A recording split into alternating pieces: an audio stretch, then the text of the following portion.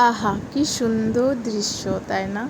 বৃষ্টি কার না ভালো লাগে? আমার তো স্পেশালি খুব খুব খুব ভালো লাগে। বৃষ্টি হলে মনে হয় বাইরে বেরোই, ভিজি, মনে হয় লং ড্রাইভে যাই, কিন্তু কেউ নিয়ে যাওয়ার নয়, আফসোস। তো মনে হয় যে অনেক কিছু খাবার খাই, মুখরোচক খাবার। তো দেখুন ওইদিকে পড়ছে বৃষ্টি, আর আমি চলে এসেছিলাম এখানে বানানোর জন্য হচ্ছে পনির পকোড়া। তো আমি এখানে পনির পকোড়া বানিয়ে নিচ্ছি।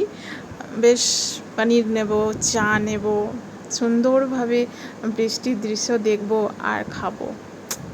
সত্যি তো চলেই এলাম, নিজেকেই বানিয়ে খেতে হবে, কেউ তো আর বানিয়ে খাওয়াবে না।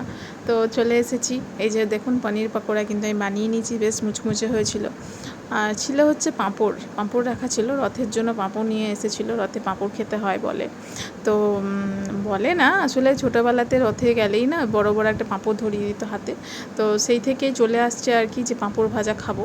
তো যাই হোক, পাঁপড়ও একটু ভেজে নিয়েছিলাম, আর এখানে করে নিয়েছিলাম হচ্ছে গরম গরম চা, দুধ চা কিন্তু আমি খুব একটা, মানে দুধ চাই পছন্দ, কিন্তু আমি ছেড়ে দিয়েছি, এখন আমি লিকার চাই খাই। তো আজকে একটু দুধ চা না হলে মানাবে না। তো কেমন লাগলো, আপনাদের কি লোভ লাগছে? তো চলে